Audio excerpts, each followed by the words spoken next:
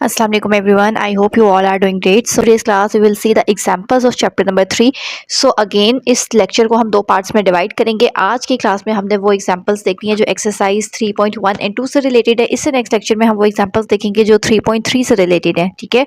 So without any further delay let's start our today's class. सबसे पहले हमारे पास example number 1 के लिए नंबर 47 पे आ जाना है आप लोगों ने. पेज नंबर 47 से हमारे पास एग्जाम्पल नंबर 1 स्टार्ट हो रही है. 3.1 में हमारे पास कोई एग्जाम्पल नहीं है. 3.2 से पहले ही एग्जाम्पल स्टार्ट हो रही है.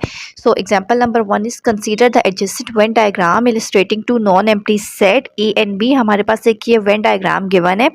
Determine the number of elements common to set A and B. हमने ये बताना है इस डायग्राम को देख के. ठीक है, ये डायग्राम है, इसको देख के हमने बताना है कि ए और बी में कौन से ऐसे एलिमेंट हैं जो सेट ए में भी हो और सेट बी में भी हो. अब वेन डायग्राम का कॉन्सेप्ट अगर आपको क्लियर नहीं है कि ये डायग्राम कैसे बनी हुई है, बहुत डिटेल से लेक्चर मैंने separate identification of sets using Venn diagram जो आपके पास ये वाला पेज नंबर 44 पे वेन डायग्राम की जो एक्सप्लेनेशन लिखी हुई है इसमें मैंने डिटेल से सेपरेट लेक्चर बनाया हुआ है और अपलोड किया हुआ है. अगर वेन डायग्राम का कॉन्सेप्ट नहीं आता तो पहले इसको देख लें ताकि ये कॉन्सेप्ट आपका बहुत अच्छे से क्लियर हो जाएगा. फिर क्वेश्चंस पे आए ताकि क्वेश्चन भी आप इजीली कर सकेंगे. तो यहाँ पे हमारे पास डायग्राम गिवन है, इसको देख के हमने आंसर्स करने हैं. 3 पार्ट हैं क्वेश्चन के. Determine the number of element common to set A and B. हमने वो एलिमेंट्स बताने हैं जो सेट ए और सेट बी में कॉमन हो. ठीक है, तो ये देखें एक सर्कल है ए, एक सर्कल है बी. ये वाला जो पार्ट है ये ए का भी है और ये वाला जो पार्ट है ये बी का भी है. इसका मतलब है कि ये जो ये सेंटर वाला पार्ट होता है ना, ये इंटरसेक्शन हमारे पास देता है. मीन्स के ऐसे एलिमेंट जो ए और बी में दोनों में होंगे ना तो वो यहाँ पे लिखे होते हैं, ये इस दरमियान वाले पार्ट में लिखे होते हैं. तो उन्होंने कहा है पार्ट ए में कि आप बताएं कि कौन से एलिमेंट है जो सेट ए में भी हैं और बी में भी हैं. तो वो कौन से नंबर्स लिखे हुए हैं इस पार्ट में? 8, 6 और 5. यहाँ पे सबसे पहले हमारे पास आंसर 8, 6, 5 आ जाएगा. और भी आसान तरीके है, सबसे पहले हम वेन डायग्राम को देख के ना सेट्स को लिख लेते हैं. ठीक है, कैसे लिख लेते हैं? यहाँ पे आए, यहाँ पे देखें सबसे पहले सेट ए में हमारे पास कौन कौन से नंबर है? 1, 2, 3, 4. जो ए सर्कल के अंदर नंबर लिखे हुए हैं ना वो सेट ए के नंबर्स होते हैं. जितने भी नंबर्स लिखे हुए हैं ना 1, 2, 3, 4, 5, 6, 8 ये सारे बी सर्कल को हाइड कर लें. जितने भी नंबर्स हमारे पास लिखे हुए हैं ना ये सारे हमारे पास सेट ए के एलिमेंट्स हैं. इसी तरह अब ए को हाइड कर लें यहाँ से. ये पूरा ये जो बी सर्कल है ना इसके अंदर जितने भी नंबर्स लिखे हुए हैं ना वो सेट बी के एलिमेंट्स हैं. 7, 9, 12, 10, 6, 8, 5 अरेंज करके लिख लेंगे. ठीक है, ये सेट बी के एलिमेंट्स हैं. ए भी हो गया, बी भी हो गया, यू रह गया. यू का मतलब होता है यूनिवर्सल सेट, ऐसा सेट जो सबसे बड़ा है उसमें सारे नंबर्स होते हैं.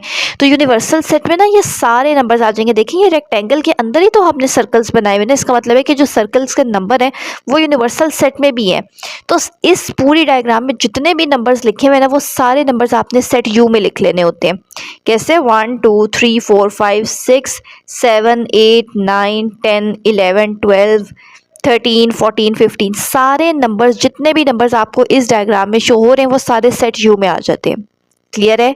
सेट यू में सारे नंबर्स, सेट ए में खाली जो नंबर्स ए सर्कल में है, सेट बी में वो सारे नंबर्स जो बी सर्कल में है. अब आ जाएं आगे. फर्स्ट पार्ट क्या है? The elements in both set A and B are the intersection of set. Diagram देख के भी अगर आपको डायरेक्टली पता चलता है वो वाले नंबर्स, वो वाले एलिमेंट्स जो ए और बी दोनों में है वो बताने हैं. तो दोनों में मतलब इन दोनों में कॉमन एलिमेंट्स बताने. तो उसका क्या मतलब होता है? ए और बी में इंटरसेक्शन फाइंड आउट कर लें. ए इंटरसेक्शन बी हमें क्या बताता है? ऐसे एलिमेंट्स जो ए में भी हैं और बी में भी है. तो वो दो ही नंबर आ रहे हैं, 3 नंबर्स आ रहे हैं, 5, 6 और 8. ये तीनों नंबर सेट ए में भी हैं और बी में भी थे. इसी तरह अब हमने इसी क्वेश्चन का बी पार्ट किया. The elements that are only in set B not in set A. अब हमने वो नंबर्स जब बताने हैं जो सिर्फ सेट बी में है, ए में नहीं है. इसका मतलब है कि हम इसको अगर हमने इस फॉर्म में लिखता तो कैसे बनेगा? उसको हम कैसे रिप्रेजेंट कर सकते हैं? बी माइनस ए. मीन्स कि बी सेट में से ए वाले नंबर्स हटा देंगे तो हमारे पास पीछे वही नंबर रह जाएंगे ना जो बी में है, ए में नहीं है. यहाँ पे देखें, अगर आपने डायग्राम से भी डायरेक्टली करना हो ना, बी माइनस ए, हमने वो वाले एलिमेंट्स बताने हैं जो सिर्फ बी में हो, ए में ना हो. ठीक है, अब बी के वो वाले एलिमेंट्स जो ए में नहीं है. देखें बी सर्कल हमारे पास ये पूरा सर्कल है ना, ये वाला पूरा बी सर्कल है. ठीक है, लेकिन इस बी सर्कल में ये वाले जो नंबर है 8, 6, 5 ये तो ए में भी आ रहे हैं ना. तो हमने सिर्फ वो बताना है जो सिर्फ बी में हो, ए में बिल्कुल भी ना हो, टोटल ना हो. तो वो कौन से होंगे? 7, 9, 12 और 10. ठीक है, अगेन देख लें, एक सर्कल हमारे पास बी बना हुआ है, उसमें नंबर है 7, 9, 12, 10, 6, 5 और 8। लेकिन ये जो 6, 5 और 8 है ना, ये दूसरे सर्कल ए का भी पार्ट है। यहाँ पे देखें 6, 5 और 8 जो नंबर है ये ए का भी पार्ट है। हमें सिर्फ वो नंबर्स लिखने हैं जो बी में हो। तो बी वाले नंबर सिर्फ कैसे हैं, ये वाले नंबर, ऐसे इसको हाइड करके देख लें। ऐसे नंबर जो सिर्फ बी में आ रहे हैं 7, 9, 12 और 10। और दूसरा तरीका क्या होता है, सिंपली हम उसको रिप्रेजेंट कैसे करते हैं, बी माइनस ए अगर करना है तो वो कर लें। सेट बी में से ए वाले नंबर जो सेम आ रहे थे 5, 6, 8 उसको कट कर लिए, बाकी कौन से रह गए थे पीछे 7, 9, 10 और 12, तो वो हमारे पास आंसर आ गया। इस तरीके से भी कर सकते हैं। नेक्स्ट लास्ट पार्ट क्या है हमारे पास, लास्ट में हमने क्या फाइंड आउट करना है, calculate the union of set A and B. Union का मतलब होता है वो सारे एलिमेंट्स जो ए में भी हो और बी में भी हो। तो डायग्राम में से अगर करना है तो वो सारे नंबर्स लिख लें जो इन सर्कल्स में आ रहे हैं, और अगर हमने यहाँ सेट्स में से देखना है, ऊपर ए और बी फाइंड आउट कर लिए, इसका सिंपल यूनियन ले लें। यूनियन का मतलब सारे नंबर्स जो यहाँ पे भी हो यहाँ पे भी हो, जैसे जो नंबर रिपीट हो रहे हैं ना 5 दोनों में, तो उसको जस्ट 1 टाइम ही लिखना है, 2 दफ़ा नहीं लिखना होता, ठीक है। तो यहाँ पे हमारी एग्जाम्पल नंबर 1 जो है वो कंप्लीट हो जाती है। इसी तरीके से के नीचे हमारे पास एग्जाम्पल नंबर 2 आ जाती है, वो भी मोस्टली ऐसी ही है, ऑलमोस्ट ऐसी ही है। Consider the adjacent point diagram representing the students enrol different courses in an IT institution. Again अब उन्होंने डायग्राम हमें गिवन दे दी है और इसको देख के ना अब हमने बताना है, ठीक है। सबसे पहले यू हमारे पास क्या है, ये सारी चीज़ लिखी हुई होगी, ठीक है। यहाँ तक आपके पास ये क्वेश्चन है, आगे भी क्वेश्चन जो चीज़ फाइंड करनी है वो है, सबसे पहले यू क्या है, students enrolled in IT institution. Total आप समझें कि हमारे पास एक इंस्टीट्यूशन है, जैसे हम कहते हैं ना कि एक स्कूल है, तो स्कूल में टोटल कितने स्टूडेंट्स इनरोल होंगे, कितने स्टूडेंट्स पढ़ते हैं, उसको हम सेट यू से रिप्रेजेंट करेंगे। फिर A, students enrolled in an applied robotics, उस इंस्टीट्यूशन में कितने स्टूडेंट्स ऐसे हैं जो अप्लाइड रोबोटिक्स में जिन्होंने अप्लाई किया। आप ऐसे समझें जैसे एक स्कूल है, उस स्कूल में कितने स्टूडेंट्स ऐसे हैं जो बायो पढ़ रहे हैं, और कितने स्टूडेंट्स ऐसे हैं जो कंप्यूटर साइंस पढ़ रहे हैं, और कितने स्टूडेंट्स ऐसे हैं जो आर्ट्स पढ़ रहे हैं, ठीक है। ये ऐसे ही है। यूनिवर्सल सेट का मतलब स्कूल, एक बड़ा इंस्टीट्यूशन, उसके अंदर छोटे छोटे सब्जेक्ट्स होते हैं। जैसे ए इन्होंने क्या कहा है कि कितने स्टूडेंट्स अप्लाइड रोबोटिक्स पढ़ रहे हैं, जी क्या कह रहे हैं कितने स्टूडेंट्स गेम डेवलप इनरोल किया हुआ है, और डब्ल्यू किसको रिप्रेजेंट करें, कितने स्टूडेंट्स ऐसे हैं जो वेब डिज़ाइनिंग का कोर्स जिसमें उन्होंने इनरोल किया हुआ है, ठीक है। सो ये हमारे पास 3 एक तरह से सब्जेक्ट आ गए हैं, और यू हमारे पास एक इंस्टीट्यूशन आ गया जिसके अंदर ये तीनों चीज़ें हैं। अब इस वेन डायग्राम में भी इन्होंने यही प्रेजेंट किया हुआ है, यूनिवर्सल सेट को हमेशा रेक्टेंगल में यू से रिप्रेजेंट करते हैं। ये हमारे पास 3 सेट्स हैं, ठीक है। अब ध्यान से देखें, तीनों में ना कुछ कॉमन है, इसीलिए जो 3 सर्कल है ना ये ऐसे ओवरलैपिंग बनाया, मीन्स ऐसे बनाए हैं कि ये तीनों आपस में एक दूसरे में से पास हो रहे हैं। ए का मतलब है कितने स्टूडेंट्स अप्लाइड रोबोटिक्स एक सब्जेक्ट है, वो कितने स्टूडेंट्स पढ़ रहे हैं, कितने स्टूडेंट्स जो है वो गेम डेवलपमेंट में इनरोल हुए हैं, और कितने स्टूडेंट्स जो है वो वेब डिज़ाइनिंग में इनरोल हुए हैं, ठीक है। तो यहाँ पे ना हमारे पास ये कैसे लिखा हुआ है, ए में टोटल कितने स्टूडेंट्स हैं 370, पूरे ए सर्कल में जो नंबर्स लिखे हुए हैं ना उतने ए में हमारे पास टोटल स्टूडेंट हैं 370, 205, 125, 240। इसी तरह अगर हमने देखना है ना कि जी किसको कहा था, गेम डेवलपमेंट में कितने स्टूडेंट्स ने इनरोल किया हुआ है, तो 205 प्लस 425 प्लस 125 270, इसको ऐड करेंगे तो टोटल जो स्टूडेंट्स बनेंगे ना इतने स्टूडेंट्स ने गेम डेवलपमेंट में इनरोल किया हुआ है, ठीक है। इसी तरह W के लिए ये चारों नंबर जब आप ऐड करोगे तो यहाँ से हमें टोटल स्टूडेंट्स पता चल जाएंगे। अब ये जो दरमियान में लिखे हुए ना नंबर्स, जो साइड पे है वो तो ठीक है, ये जो दरमियान में लिखे हुए हैं वो क्यों लिखे हुए हैं, कितने स्टूडेंट्स, ये देखें ये A वाला सर्कल है, ये G वाला सर्कल है, A और G के, ये G है ये A है, इसके दरमियान में एक नंबर इसलिए लिखा हुआ है कि कितने स्टूडेंट्स ऐसे हैं जिन्होंने इन दोनों सब्जेक्ट्स में, दोनों फील्ड्स में अप्लाई किया हुआ है, मीन्स अप्लाइड रोबोटिक्स में भी और गेम डेवलपमेंट में भी। ए means applied robotics, G mean game development. ऐसे समझें कि कितने स्टूडेंट्स ऐसे हैं, ऐसा होता तो नहीं है, मीन्स आप समझ लें कि अप्लाई किस में किया हुआ है, कि किसी में भी नाम आ जाए। कितने स्टूडेंट्स ऐसे हैं जिन्होंने बायो में भी अप्लाई किया हुआ है और आर्ट्स कंप्यूटर साइंस के लिए भी अप्लाई किया हुआ है, मीन्स के 205 स्टूडेंट्स ऐसे हैं जो दोनों सब्जेक्ट्स में उन्होंने अप्लाई कर दिया कि किसी भी सब्जेक्ट में हमारा नेम आ जाए। इसी तरह कितने स्टूडेंट्स ऐसे हैं, अब W और A के दरमियान में कौन सा नंबर आ रहा है, ये W और A के दरमियान में 240, कितने स्टूडेंट्स ऐसे हैं जिन्होंने अप्लाइड रोबोटिक्स में भी अप्लाई किया हुआ है, वेब डिज़ाइनिंग में भी, दोनों में अप्लाई कर दिए, दोनों उनकी इंटरेस्ट की फील्ड है। इसी तरह 270 G और W दोनों, कितने स्टूडेंट्स ऐसे हैं जिन्होंने इन दोनों फील्ड्स में किया हुआ है। अब ये सेंटर में जो 125 लिखा हुआ है ना, ये देखें, ये सर्कल W का भी पार्ट है, इसी तरह ये सर्कल जी का भी पार्ट है और ये वाली जो लाइन है ना, ये सर्कल ए का पार्ट है। इसका मतलब है ये पार्ट ऐसा है जिसमें तीनों फील्ड्स के स्टूडेंट्स ने अप्लाई किया हुआ है। ठीक है, मींस कि 125 स्टूडेंट्स ऐसे हैं जिन्होंने इन तीनों में अप्लाई कर दिए कि किसी में भी नेम आ जाए। आप समझ लें कि 125 स्टूडेंट्स ऐसे हैं जिन्होंने कंप्यूटर साइंस के लिए भी अप्लाई कर दिया, बायो के लिए भी कर दिया, आर्ट्स के लिए भी कर दिया, कि जिसमें भी उनका नेम आ जाए। ठीक है, अब अगर क्वेश्चन समझ आ गए, अब ज़रा हम इसकी एक सोल्यूशन पे आ जाते हैं। फाइंड आउट क्या करना है हमने, how many students enrolled in the applied robotic course. अभी मैंने आपको ये सारी चीज़ एक्सप्लेन कर दी है। अब यहाँ पे देखें, फर्स्ट पार्ट पे हमने बताना है कि अप्लाइड रोबोटिक्स में कितने स्टूडेंट्स ने इनरोल किया अपने आप को। ठीक है, मीन्स कि आप समझ लें कि कितने स्टूडेंट्स ने इस फील्ड के लिए अप्लाई किया है। तो टोटल ए सर्कल में कितने नंबर्स लिखे हुए हैं, 370, 205, 125, 240। तो यही हमने किया यहाँ पे सोल्यूशन में। तीनों चारों नंबर्स को ऐड कर लिया, जो आंसर आ गया वो हमारे पास सेट ए को रिप्रेजेंट करेगा। ठीक है, कि अप्लाइड रोबोटिक्स में टोटल 940 स्टूडेंट्स ने अप्लाई किया हुआ है। ठीक है, इसी तरीके से बी हमारे पास क्या लिखा है question, determine the total number of students enrolled in a game development. अब गेम डेवलपमेंट किसको रिप्रेजेंट कर रहा है, जी को। जी में टोटल कितने स्टूडेंट्स ने इनरोल किया हुआ है, आप समझे, जी हम कह देते हैं कि ये हमारे पास कंप्यूटर साइंस है। ठीक है, हमने बताना है कि कंप्यूटर साइंस में कितने स्टूडेंट्स ने अप्लाई किया हुआ है। तो 205 प्लस 425 प्लस 125 प्लस 270, इस जी के अंदर जितने भी नंबर्स लिखे हुए हैं ना, कर लेना, ऐड कर लेना। जब ऐड कर लेंगे तो जो आंसर आएगा उतने स्टूडेंट्स ने गेम डेवलपमेंट के लिए अप्लाई किया हुआ है। इसी तरह पार्ट सी क्या है, how many students are enrolled in the game development and web designing course. कितने स्टूडेंट्स ऐसे हैं जिन्होंने गेम और वेब डेवलपमेंट, वेब डिज़ाइनिंग दोनों के लिए अप्लाई किया हुआ है। गेम को जी से रिप्रेजेंट करते हैं, वेब डिज़ाइनिंग को डब्ल्यू से। तो कौन सा ऐसा एरिया आ रहा है जो जी और डब्ल्यू दोनों में हो। यहाँ से देखें, ये जी वाले सर्कल आ रहा है ना, और ये डब्ल्यू वाला सर्कल आ रहा है। तो जी और डब्ल्यू के दोनों के दरमियान में कौन सा एरिया सेम है, ये जी है, ये डब्ल्यू है। दोनों जहाँ पे इंटरसेक्ट हो रहे हैं, कट रहे हैं, उनके दरमियान में सेम नंबर्स कौन से आ रहे हैं, 125 और 270। तो यही यहाँ पे लिखा हुआ है। पार्ट सी का आंसर क्या है, दोनों का इंटरसेक्टिंग एरिया, ऐसी चीज़ जिसमें दोनों ने अप्लाई किया हुआ है, जी इंटरसेक्शन डब्ल्यू। जब भी बोथ का वर्ड आ जाता है ना, बीच में इंटरसेक्शन का साइन आ जाता है।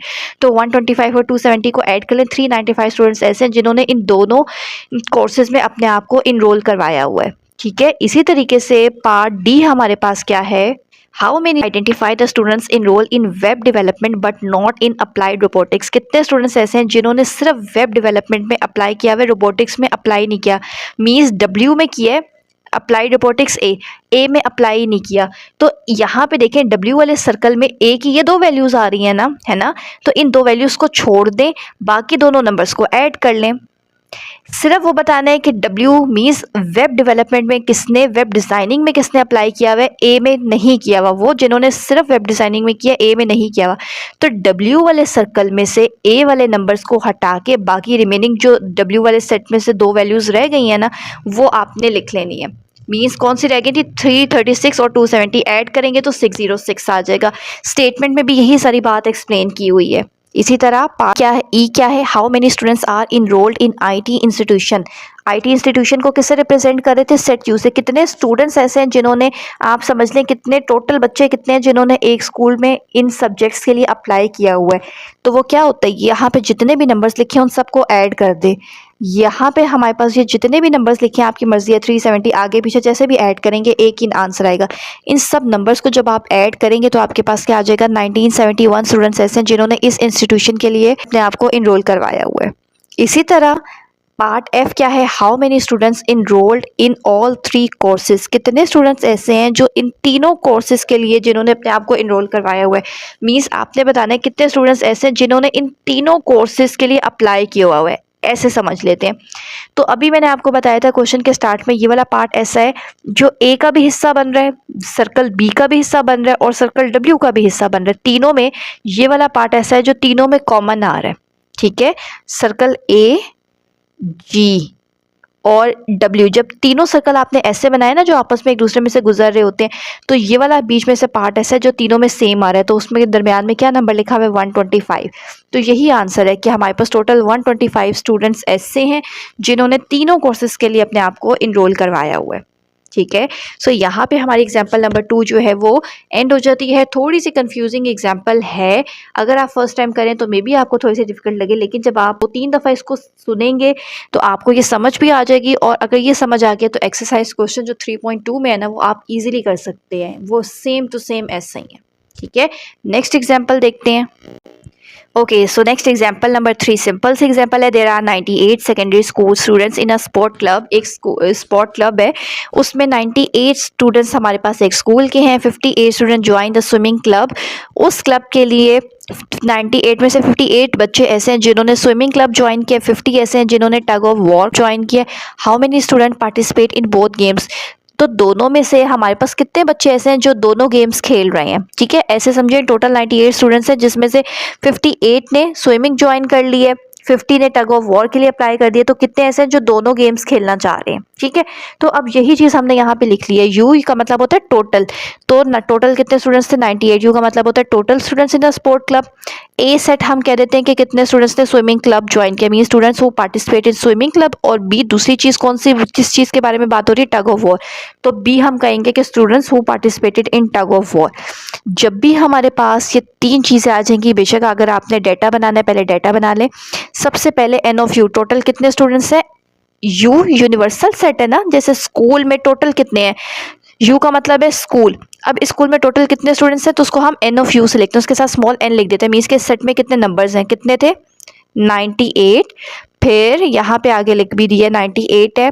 टू कितने हैं 98 हैं। N A union B, A union B का भी मतलब होता है कि इन दोनों को अगर आप ऐड कर दें, 50 और 58 को ऐड करें तो कितना बन जाता है 98। दोनों को जब मिला लेंगे मीन्स टोटल कितने बच्चे बन रहे हैं, अगर जो दोनों गेम्स खेल रहे हैं तो उसको हम ए यूनियन बी से रिप्रेजेंट करते हैं। और एन का मतलब है कि कितने होंगे 98। अब एन ऑफ ए, इस सेट में कितने स्टूडेंट्स हैं, स्विमिंग क्लब के लिए कितने थे 58। इस सेट में कितने स्टूडेंट्स हैं 50, तो एन ऑफ बी क्या होगा 50। ठीक है, फाइंड क्या करना है, हमने बताना है कि कितने स्टूडेंट्स ये दोनों गेम्स खेल रहे हैं। बोथ का जब भी वर्ड आ जाता है तो उसके लिए आपने इंटरसेक्शन का साइन लिखना होता है, ये चीज़ हमने फाइंड करनी है। अब इन क्वेश्चंस के लिए ना सबसे पहले तो आपको ये चीज़ बनानी आनी चाहिए। यहाँ तक तो बिल्कुल सिंपल है। यहाँ तक करने के बाद आपने देखना है कि क्वेश्चन में 2 चीज़ों के बारे में बात हो रही है या 3 चीज़ों के बारे में बात हो रही है। 2 चीज़ों के बारे में बात हो रही है ना, 2 गेम्स है, टग ऑफ वॉर या स्विमिंग क्लब। हम सिंपल ये वाला फॉर्मूला यूज़ कर लेते हैं। जब भी 2 चीज़ों के बारे में बात होती है तो हमने सिंपल 2 सेट्स वाला जो फॉर्मूला है वो यूज़ करना है। वो क्या होता है, सबसे पहले तो आपने सिंपल ये फॉर्मूला याद कर लेना है। अब इस फॉर्मूले के लिए ना हमेशा क्वेश्चन में ये देखें 1 2 3 4 लिखे हुए हैं ना, आपके पास 3 चीज़ें क्वेश्चन में गिवन होगी, एक चीज़ आपने फाइंड करनी है। तो यहाँ पे देखिए एन ऑफ ए भी हमें पता है, कितने स्टूडेंट्स ने स्विमिंग क्लब ज्वाइन किया था, कितने थे 58। एन ऑफ बी भी पता है, कितने स्टूडेंट्स ने टग ऑफ वॉर के लिए अप्लाई किया हुआ है 50। एन ए इंटरसेक्शन बी, जब भी बोथ का वर्ड आएगा इसका मतलब है इंटरसेक्शन वाली चीज़ आपने फाइंड आउट करनी है। इसका मतलब है कि इस चीज़ की वैल्यू आपको गिवन नहीं है। और ए यूनियन बी का मतलब होता है दोनों वैल्यूज़, दोनों सेट्स की वैल्यूज़ को ना ऐड कर लें। तो इन दोनों को हमने ऐड कर लिया था तो वो क्या बन रहा था 98। इसका मतलब है कि जो चीज़ हमने फाइंड करनी होती है उसको हम एक साइड पर रख लेते हैं और बाकी जो चीज़ें पता है उनको हम एक साइड पर रख लेते हैं। अब इस फॉर्मूले को थोड़ा सा चेंज कर लेते हैं। फॉर्मूला याद करके लिख लिया, अब जो चीज़ फाइंड करनी है ना इसको एक साइड पे रख लेते हैं। मीन्स ये नंबर यहाँ माइनस हो रहा है, दूसरी साइड पे आके प्लस हो जाएगा। इसकी वैल्यू हमें पता थी ये यहाँ प्लस हो रहा है तो ये इधर आके माइनस हो जाएगा। अब बस वैल्यूज पुट करें, एन ऑफ ए की जगह इसकी वैल्यू 58, एन ऑफ बी की जगह इसकी वैल्यू 50 और इसकी जगह इसकी वैल्यू 98। कैलकुलेटर में सॉल्व करें, डायरेक्टली आपके पास आंसर क्या आ जाएगा 10। ठीक है, इसी तरीके से एग्जाम्पल नंबर 4 को हम फिलहाल छोड़ देते हैं, वो थोड़ी सी कॉम्प्लिकेटेड एग्जाम्पल है, करने की ज़रूरत नहीं है। इसके बाद एग्जाम्पल नंबर 5 पे आ जाए। एग्जाम्पल नंबर 5 भी सेम टू सेम ऐसी है जैसे अभी हमने एग्जाम्पल नंबर 3 किया है। सिर्फ जो मेन डिफरेंस है वो एग्जाम्पल 3 में हमारे पास 2 चीज़ों के बारे में बात हो रही थी, अब एग्जाम्पल नंबर 5 में हमारे पास 3 चीज़ों के बारे में बात होगी। ठीक है, तो फॉर्मूला थोड़ा सा एक्सपेंड हो जाता है। इन अ कॉलेज 45 टीचर्स टीच मैथमेटिक्स और फिजिक्स और केमिस्ट्री। और का वर्ड आ रहा है ना, इसका मतलब होता है यूनियन। मेरे पास कॉलेज है उसमें 45 टीचर्स ऐसे हैं जो ये 3 सब्जेक्ट्स पढ़ा रही हैं। ठीक है, here is the information about teachers who teach different subjects. अब 45 ये 3 सब्जेक्ट्स पढ़ा रही हैं, 18 ऐसी हैं जो मैथमेटिक्स पढ़ाती हैं। सबसे पहले हम यूँ कह देते हैं कि टोटल टीचर्स जो कॉलेज में ना वो उसको हम सेट यू से रिप्रेजेंट कर देते हैं। फिर 18 टीचर्स मैथमेटिक्स पढ़ा रही हैं तो हम कहते हैं कि सेट एम जो है ना, जहाँ पे भी एम लिखा होगा ना वो रिप्रेजेंट करेगा टीचर हु टीचर्स मैथमेटिक्स। जहाँ पे भी पी लिखा होगा वो रिप्रेजेंट करेगा टीचर हु फिजिक्स। सी लिखा होगा teachers who teach history. 3 subjects हैं बस। ठीक है, अब जरा इनकी वैल्यूज भी एक दफ़ा ऊपर देख लेते हैं। From the statement of the problem we have, अब यहाँ से हमारे पास एन ऑफ एम की वैल्यू मैथमेटिक्स कितनी टीचर्स पढ़ा रही हैं 18, तो n ऑफ m लिखेंगे, मीन्स कितनी पढ़ा रही हैं इसलिए हम स्मॉल n लिखते हैं 18, ये चीज़ हो गई है। फिर फिजिक्स कितनी टीचर्स पढ़ा रही हैं 12, तो फिजिक्स के लिए p n ऑफ p क्या होगा 12, n ऑफ c क्या होगा 8, और तरीके से आगे पढ़ें 6 teacher both mathematics and physics, both का वर्ड आ जाता है ना, बोथ का मतलब होता है इंटरसेक्शन वाला साइन लगाना है। n लिखें, मैथमेटिक्स के लिए m, फिजिक्स के लिए p, एंड था तो ये वाला सिंबल इंटरसेक्शन वाला। कितनी टीचर्स ऐसी हैं जो मैथ्स और फिजिक्स दोनों पढ़ा रही हैं 6, तो यही चीज़ यहाँ पे लिखी हुई है, हो गया। कितनी टीचर्स ऐसी हैं जो फिजिक्स और केमिस्ट्री दोनों पढ़ा रही है, मीन्स p इंटरसेक्शन c क्या होगा 4, ये भी हो गया। कितनी टीचर्स ऐसी हैं जो फिजिक्स मैथ्स और केमिस्ट्री पढ़ा रही हैं 2, m इंटरसेक्शन c, ये भी हो गया। ठीक है, जब भी आपके पास और एक चीज़ उन्होंने बताया था कि स्कूल में टोटल कितनी टीचर्स हैं 45, तो टोटल की जब बात हो जाती है ना, ये 3 सब्जेक्ट्स पढ़ा रही है ना, मैथ्स फिजिक्स और केमिस्ट्री, और है ना, और का मतलब यूनियन, तो n तो बाहर लिखना है ना, m union p union c, total क्या होगा, उसकी वैल्यू क्या होगी 45। ये हमने पहली वाली लाइन को पढ़ के ये वाली चीज़ बना ली है। ठीक है, अब हमें पता चल गया कि 3 चीज़ों के बारे में बात हो रही है, मैथ्स फिजिक्स एंड केमिस्ट्री। तो फिर जब 3 चीज़ों के बारे में बात होती है ना, तो हमारे पास जो फॉर्मूला होता है वो चेंज हो जाता है, वो ये वाला हो जाता है। ये पूरा याद कर लेना है, एन एम यूनियन पे यूनियन सी, लेफ्ट साइड पे हमेशा यूनियन होता है। 3 चीज़ें है ना, तो तीनों का यूनियन लेना है, फिर तीनों को सेपरेट करके पहले ऐड करना है, फिर 2 का पेयर बना के उसके इंटरसेक्शन को माइनस करना है। मीन्स आप लिखेंगे माइनस एम इंटरसेक्शन पी, पहले 2 का इंटरसेक्शन, फिर माइनस अगले 2 का इंटरसेक्शन, फिर माइनस ये जो लास्ट में 2 रहेंगे इनका, और एंड में इन तीनों के इंटरसेक्शन को ऐड कर देना होता है। ठीक है, याद रखना जब भी 2 चीज़ों के बारे में बात होगी तो ये वाला फॉर्मूला हमेशा यूज़ होता है, जब भी 3 चीज़ों के बारे में बात होगी तो हमेशा आपके पास ये वाला फॉर्मूला यूज़ होता है। ठीक है, अब आगे से सिंपल है, फॉर्मूला अगर याद कर लिया ना और क्वेश्चन में से हमने सारी चीज़ें लिख ली, अब सिर्फ उसमें वैल्यू पुट करनी है, कुछ भी नहीं करना। अब यहाँ पे देखें हमने फाइंड क्या करना था, how many teachers teaches all 3 subjects, कितनी टीचर्स ऐसी हैं जो ये तीनों सब्जेक्ट्स पढ़ा रही हैं। ठीक है, कितनी टीचर्स ऐसी हैं जो ये तीनों सब्जेक्ट्स पढ़ाती हैं बच्चों को। ई का वर्ड जब भी आ रहा है, बोथ का वर्ड आ रहा है, इसका मतलब है कि इंटरसेक्शन फाइंड करना है। क्या चीज़ फाइंड करनी है, M intersection P intersection C, ये हमने बताना है कि कितनी टीचर्स ऐसी हैं जो ये तीनों सब्जेक्ट्स पढ़ा रही हैं। ठीक है, तो फॉर्मूले के अकॉर्डिंग ये वाली चीज़ हमने फाइंड करनी है, ये यहाँ ऐड और ये दूसरी साइड पे ले आएंगे, या फिर हम क्या कर लेते हैं कि ये इसके साथ प्लस का साइन है ना, जो चीज़ फाइंड करनी थी उसके साथ प्लस का साइन होना चाहिए, इसको इधर ही रखते हैं। बाकी ये जो नंबर्स है ना ये दूसरी साइड पे ले आते हैं, ये ऑलरेडी इधर ही लिखा हुआ है, ये ऐड हो रहा है इधर आके सब्ट्रैक्ट, ये ऐड हो रहा है इधर आके सब्ट्रैक्ट, ये इधर ऐड हो रहा है दूसरी साइड पे सब्ट्रैक्ट, ये माइनस हो रहा है लेफ्ट साइड पे आके प्लस हो जाएगा, ये भी प्लस हो जाएगा, ये भी प्लस हो जाएगा। ठीक है, अब बस सिंपल वैल्यूज पुट करें, इसकी वैल्यू हमें ऊपर से पता है 45, इसकी वैल्यू हमें ऊपर से पता है 18, इसकी वैल्यू हमें ऊपर से पता है 12, सी की जगह उसकी वैल्यू 8, एम इंटरसेक्शन पी की जगह उसकी वैल्यू 6, पी इंटरसेक्शन सी की जगह उसकी वैल्यू 4, और एम इंटरसेक्शन सी की जगह उसकी वैल्यू 2। सारी वैल्यू डायरेक्ट कैलकुलेटर में लिखें तो आंसर आपके पास 19 आ जाएगा। इसका मतलब है कि 45 टोटल टीचर्स में से 19 टीचर्स ऐसी हैं जो ये तीनों सब्जेक्ट्स बच्चों को पढ़ा रही हैं। ठीक है, सो यहाँ पे हमारी एग्जाम्पल नंबर 5 जो है वो कंप्लीट हो जाती है। नेक्स्ट एग्जाम्पल देखते हैं। लास्ट एग्जाम्पल नंबर 6 क्या है, a survey of 130 customer in a shopping mall was conducted. Shopping mall में टोटल 130 कस्टमर्स हैं जिन पे एक सर्वे कंडक्ट किया है, जिनसे कुछ क्वेश्चंस पूछे गए हैं, in which they were asked about buying preference, के वो क्या क्या चीज़ें खरीदना ज़्यादा प्रेफर करते हैं। The survey result show the following statistics, 57 customer brought garments, 57 ऐसे हैं जो कपड़े खरीदना पसंद करते हैं, 57 कस्टमर ऐसे हैं जो कॉस्मेटिक्स मेकअप की चीज़ें खरीदना पसंद करते हैं, 46 ऐसे हैं जो इलेक्ट्रॉनिक्स की चीज़ें खरीदना पसंद करते हैं। इसी तरह अब ये 3 चीज़ों के बारे में बात हो रही है, गारमेंट, कॉस्मेटिक्स एंड इलेक्ट्रॉनिक्स। पता चल गया ना 3 चीज़ें हैं। अब इसी तरीके से ज़रा हम साथ साथ अपना डाटा भी लिखते रहते हैं। ठीक है, टोटल कितने हैं, अब यहाँ पे मैं आपको इधर ही बता देती हूँ। टोटल को हम यू से रिप्रेजेंट करते हैं, एन ऑफ यू कितना होगा 130। कितने ऐसे हैं जो गारमेंट्स को पसंद करें, गारमेंट्स को हम जी से रिप्रेजेंट करते हैं, तो एन ऑफ जी क्या है इस क्वेश्चन में 57। इसी तरह एन ऑफ कॉस्मेटिक्स को सी से कर लेते हैं, एन ऑफ सी क्या है 50। एन ऑफ ई क्या है हमारे पास कैपिटल लिखना होता है अंदर 46 लिख लिए। 31 customer purchased both garment and cosmetic, 31 ऐसे हैं जो दोनों चीज़ें प्रेफर करते हैं। ठीक है, दोनों चीज़ें उनको पसंद है। तो जब बोथ का वर्ड आ जाता है इसका मतलब होता है इंटरसेक्शन का साइन, तो मैं यहीं पे आगे लिख देती हूँ सामने garments and cosmetics, G intersection C की क्या वैल्यू होगी 31, 25 purchase both garment and electronics. G intersection E की क्या वैल्यू होगी हमारे पास 25, और 12 customer 21 purchase both C and ई।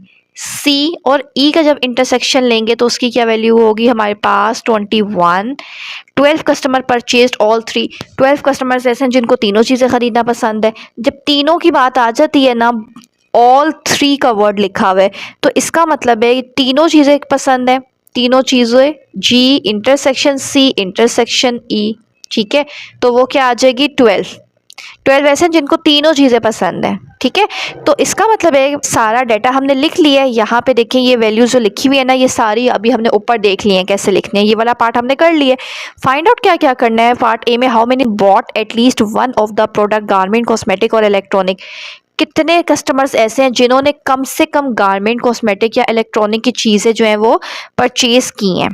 अब हमने क्या करना होता है, सिंपल हमने ऐसे कस्टमर्स तीनों में से कम एक चीज़ भी की हो। अब देखो सिंपल यहाँ पे और का वर्ड लिखा आ रहा है और लिखा होता है ना, इसका मतलब है हमने यूनियन फाइंड आउट करना है।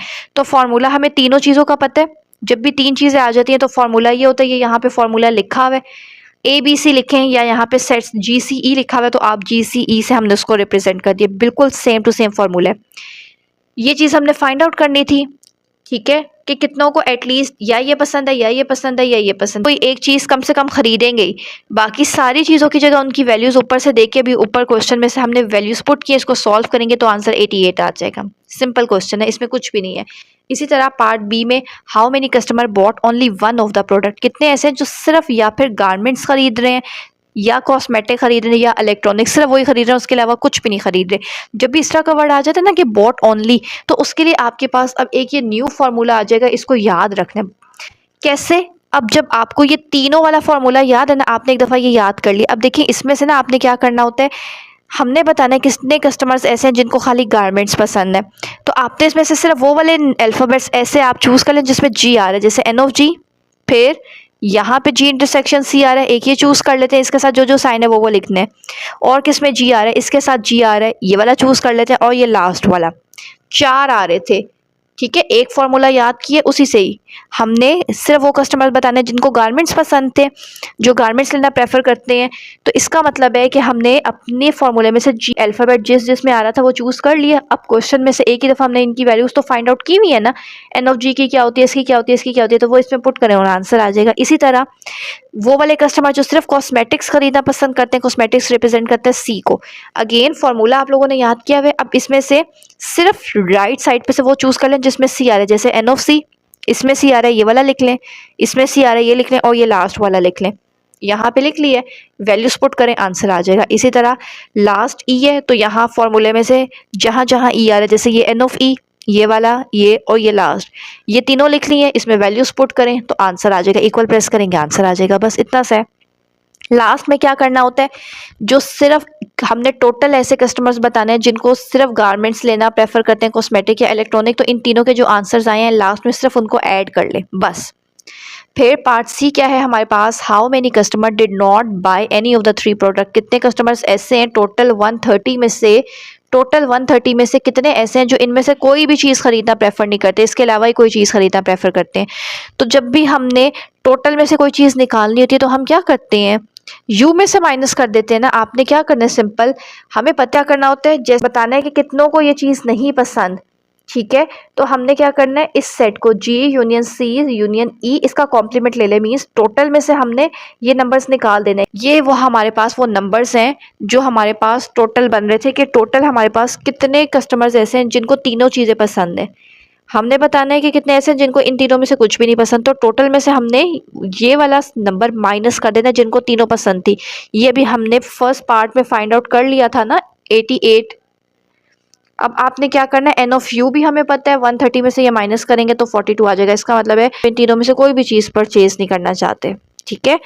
सो यहाँ पे हमारी एक्सरसाइज 3.2 से रिलेटेड जो एग्जांपल्स थी वो कंप्लीट हो गई हैं। होप आपको ये एग्जांपल अच्छे से क्लियर हो चुके होंगे। अगर अभी भी कंफ्यूजन है दोबारा से लेक्चर सुने, दोबारा से जब आप एक चीज़ को रिपीट करके सुनेंगे तो आपको वो अच्छे से क्लियर हो जाएगी। ठीक है, एग्जाम्पल समझ आ गई हैं। अगेन एक्सरसाइजेज ईजिली आप लोग कर सकते हैं, बिल्कुल भी मुश्किल नहीं है। प्लस बोर्ड के लिए एग्जाम्पल्स भी साथ साथ प्रिपेयर करनी होती हैं, इसीलिए एग्जाम्पल्स भी मैंने साथ एक्सप्लेन कर दिए। इससे नेक्स्ट लेक्चर में अब 3.3 से रिलेटेड इससे फर्दर एग्जाम्पल्स हम कंटिन्यू करेंगे। सो चैनल पे न्यू है तो चैनल को लाजमी सब्सक्राइब कर लीजिए and stay connected with us.